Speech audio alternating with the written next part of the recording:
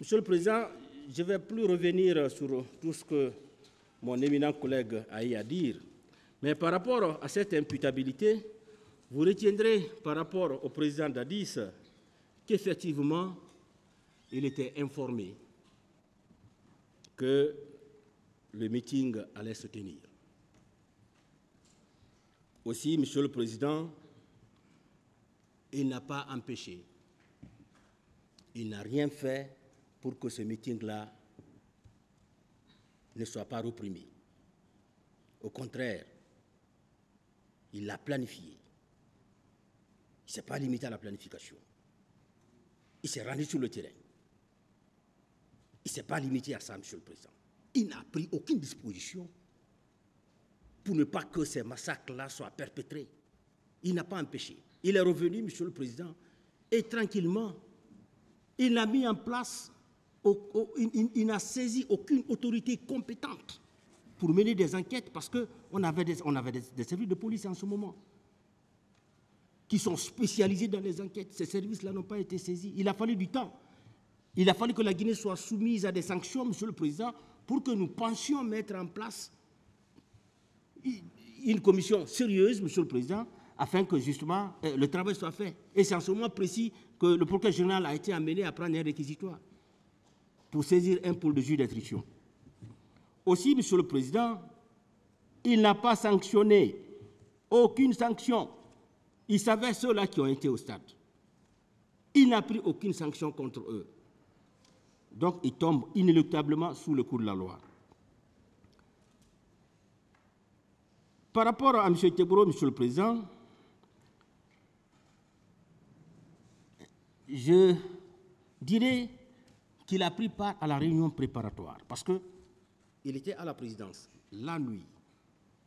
Et une réunion s'est tenue à la présidence au cours de cette nuit-là, Monsieur le Président, de 23h à 4h du matin. Et c'est au cours de cette réunion que les faits qui ont été perpétrés ont été planifiés, Monsieur le Président. Ça s'est fait. Colonel Teboro, donc, était présent sur les lieux. Aussi, il était physiquement au stade. C'est lui-même qui l'a dit. Au moins à 3 reprises, Monsieur le Président, il s'est rendu au stade. Également,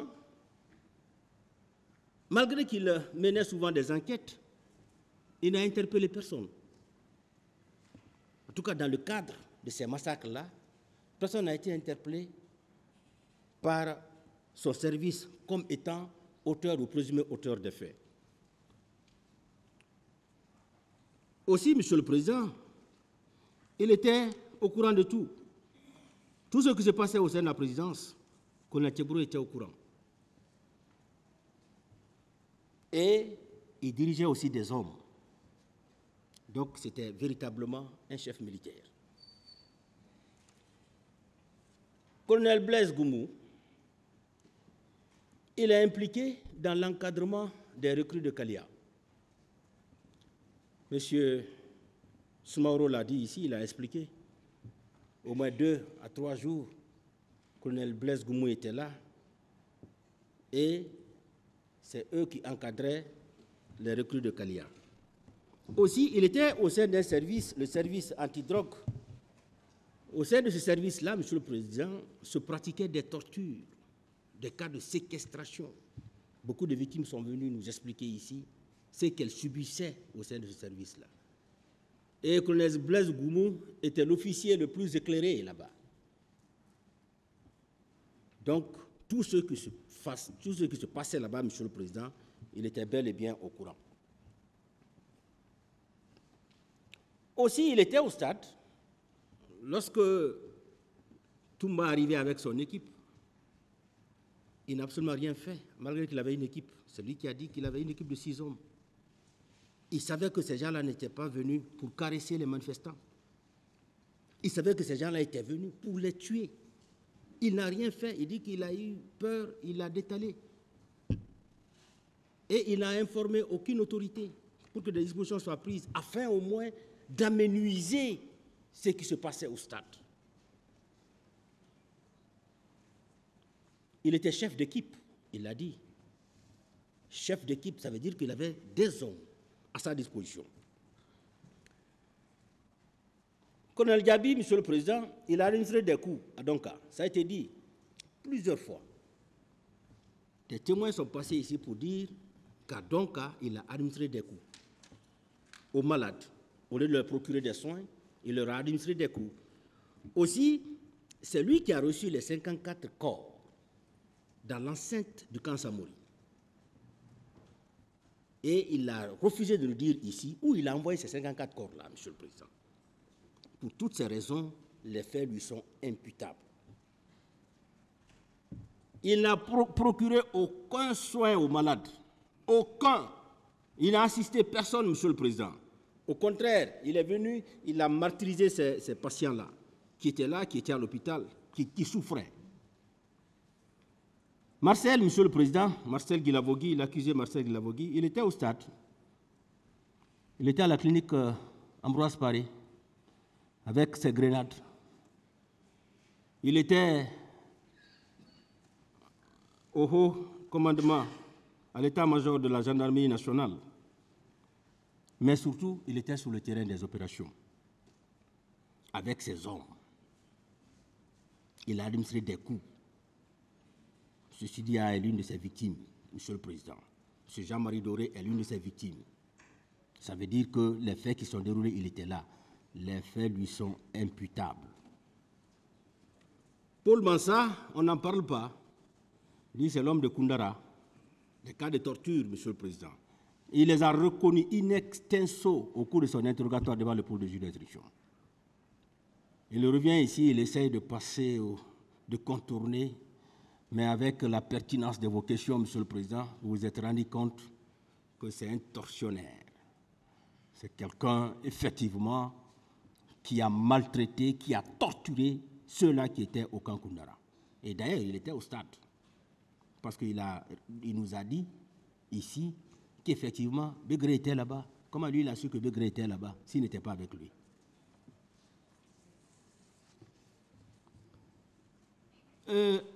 Monsieur Toumba, voilà. Monsieur Toumba, Monsieur le Président, c'est lui qui a proposé Begré pour qu'il soit commandant du camp Koundara. Il savait que Begré n'avait aucune formation. Il savait que Begré n'était que sergent. Donc l'arme de Begré, c'était la violence. Toumba savait. Pourquoi vous prenez un cadre subalterne qui n'a aucune formation préalable? Vous faites de lui commandant d'un camp. Voyez ce qui est arrivé là-bas. C'est parce qu'il n'a aucune formation. Donc, ça veut dire qu'il n'est pas loin des faits qui sont arrivés, parce que c'est lui qui a choisi, c'est lui-même qui a dit ici que c'est lui qui a proposé Begré, et Begré a été nommé par un acte du président Dadis. Donc, on ne peut pas le soustraire complètement des faits qui ont été perpétrés au camp Koundara. Aussi, Monsieur le Président, c'était lui le chef de la garde présidentielle. Et on est tous d'accord ici que c'est la garde présidentielle qui s'est rendue au stade. Ça veut dire qu'il avait une autorité sur cette garde-là. Les hommes qui étaient là-bas, Marcel et son groupe qui étaient là-bas, Toumba avait une autorité sur ceci. Il nous a expliqué ici ses exploits. Comment il réussissait à effacer Colonel Tebro et reprendre sa place. Il nous a expliqué tout ça. Ça veut dire que c'est quelqu'un qui était craint. Ces jours-là, il pouvait dire à Marcel que les gens, même s'ils n'étaient pas suivis, c'est-à-dire ceux qui disaient n'étaient pas suivis immédiatement des faits, mais il pouvait dire à Marcel, écoutez, ne faites pas ça. Que les gens l'entendent en train de le dire, mais il n'a pas dit. Qu'est-ce qu'il a fait alors pour que le massacre-là soit évité? Il vous dira, oui, j'ai sauvé des leaders, c'est vrai, mais je l'ai dit, il était obligé de sauver des leaders parce que tout simplement, si quelque chose arrivait à un leader là-bas, c'était fatal pour leur pouvoir. Donc il fallait sauver, il fallait soustraire les leaders. Les autres là, les menus frétins, et ils pouvaient trouver la mort. Sans problème, on pouvait arranger après. Donc, c'est pourquoi nous disons, ici, au niveau du parquet, qu'il n'est pas complètement étranger aux faits qui sont commis. Aussi, aucune sanction n'a été entreprise à son niveau. Malgré qu'il avait une autorité sur ces gens, aucune sanction, Monsieur le Président. Et mieux, il était constamment avec le président Dadis. Avant, pendant, après les massacres. Donc, témoin oculaire de tout ce qui se passait. Il ne peut pas nous dire, Monsieur le Président, encore une fois, qu'il est complètement étranger aux faits qui ont été perpétrés. Mieux, c'est pourquoi quelqu'un a dit que le profit qu'on a eu de la fissure entre la défense, la réconciliation ne peut pas effacer. Un des avocats de la défense nous a exhibé ici un acte signé par l'accusé Toumba. Et quand vous lisez cet acte-là, il est mis en bas, commandant du régiment. Il met sa signature. Ça veut dire, Monsieur le Président, qu'il faisait des choses dans le dos du président Dadis. Même si officiellement, il n'était pas le commandant du régiment, il posait des actes qui le faisaient passer devant les tierces personnes comme étant le commandant du régiment. Ça, c'est une évidence, Monsieur le Président. Aussi, par rapport toujours au commandant Toumba, il a sorti 2 éléments au PM3. Et c'est ce qui a provoqué les événements de Koundara. 3 décembre. C'est le fait qu'il est allé chercher les 2 éléments-là, c'est ce qui a provoqué les événements du 3 septembre. Même si on n'est pas saisi de ces faits-là, mais c'est son comportement qui a amené cela, Monsieur le Président. Je suis sûr. Monsieur le Président, valeureux assesseurs, après une année, 8 mois et 2 semaines depuis l'ouverture de ce procès, l'honneur Méchois, ce jour 11 juin 2024, pour exercer mon sacerdoce, poser le dernier acte de ma mission. En prenant la parole pour plaider la cause du président Moussa Dadis Camara, ce grand patriote, digne, méritant, je ne peux m'empêcher de renouveler la compassion de l'homme que nous défendons à l'endroit des victimes et parents des victimes des événements du 28 septembre 2009. Ce n'est d'ailleurs pas une nouveauté. Il a fait, lors d'une adresse à la nation le 29 septembre 2009, les preuves figurent au dossier de la procédure. Il a réitéré lors de sa comparution ici à la barre du tribunal de ce siège. Depuis plus de 12 années, il a réclamé à corps et à cri la tenue de ce procès. Maître Samori a souligné hier qu'il est parti jusqu'à écrire de sa propre plume pour demander au ministre Seck Chako d'organiser ce procès pour qu'il vienne définitivement laver son honneur et son intégrité qui ont été souillés par des accusations gratuites. Depuis 1958 jusqu'à nos jours, c'est la première fois qu'une commission d'enquête internationale a été créée et à la demande d'un gouvernement pour venir enquêter sur les crimes reprochés aux forces de défense et de sécurité. C'est le capitaine Moussa Dadis Camara qui l'a fait. L'histoire de ce pays, j'y reviendrai, est jalonnée de violence. On nous a parlé du Cambouaro, des événements de juillet 1984, le 22 novembre 2007, le massacre de Zogota et d'autres exactions reprochées aux forces de défense et de sécurité. Jamais il y a eu une commission d'enquête nationale indépendante pour investiguer. Jamais aucun gouvernement n'a invité ou donné la possibilité aux Nations Unies de venir enquêter. Il l'a fait de bonne foi. Il l'a fait parce qu'il était habité par l'esprit de justice. Il l'a fait parce qu'il est acquis à la cause des victimes de ces événements tragiques. J'y reviendrai.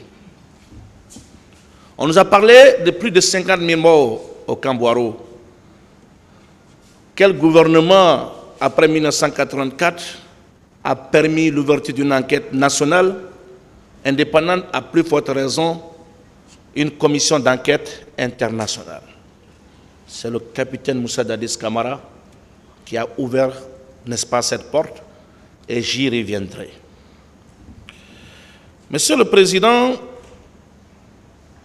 en procédant ainsi, le capitaine a voulu, en plus de rendre justice aux victimes, mettre un terme à l'impunité et permettre aux fils de ce pays de se regarder en face, se dire les vérités, de se donner les mains dans l'attente, le travail, pour rompre définitivement avec les fléaux qui gangrènent notre pays depuis bientôt 65 ans. Il est à rappeler, Monsieur le Président, honorables assesseurs,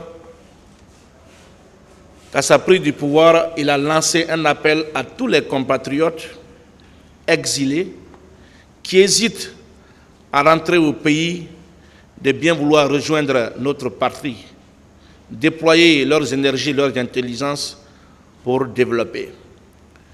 Cet appel était sincère. Et des exilés, la plupart sont revenus sans être inquiétés.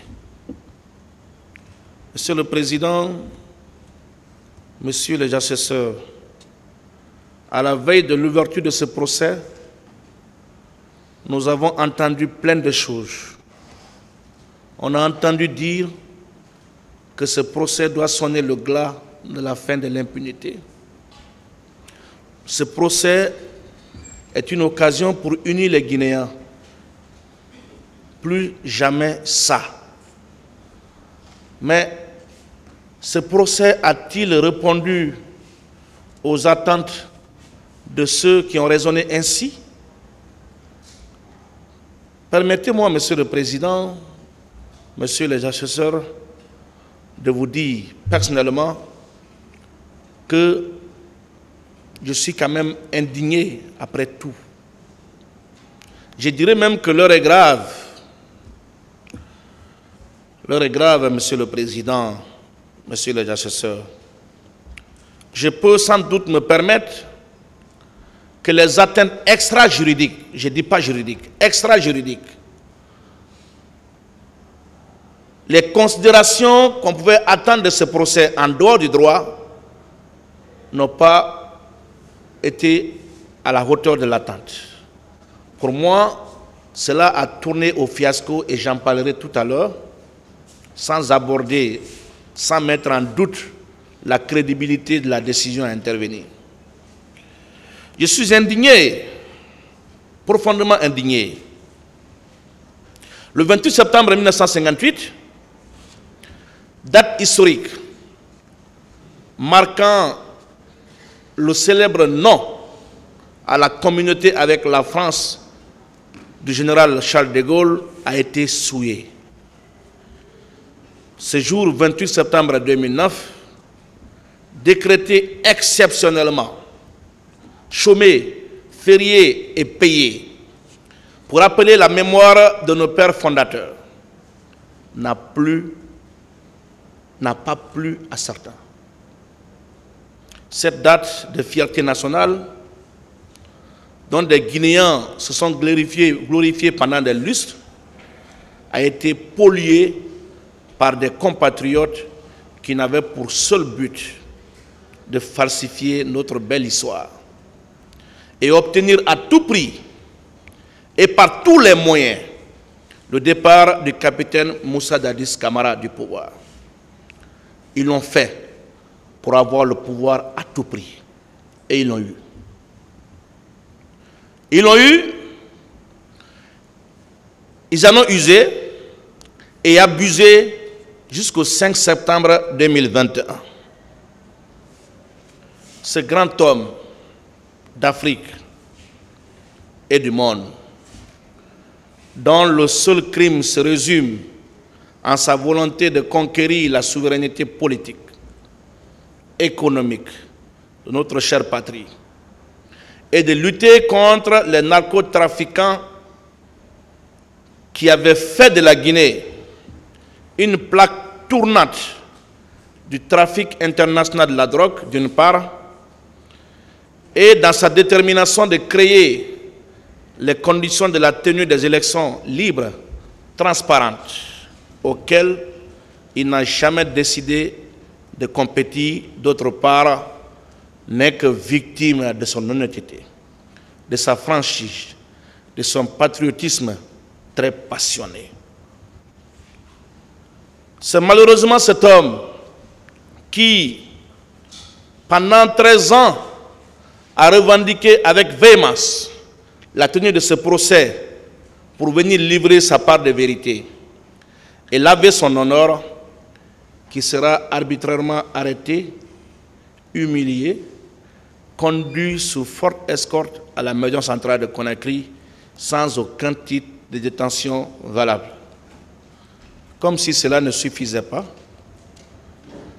le capitaine Moussa Dadis Camara, ancien chef d'État, je dis bien ancien chef d'État, sera dans des conditions indignes, placé dans une cellule de moins de 9 mètres carrés avec 3 de ses co-accusés. 4 détenus, parmi eux un ancien chef d'État, dans une cellule de moins de 9 mètres carrés à la maison centrale de Conakry.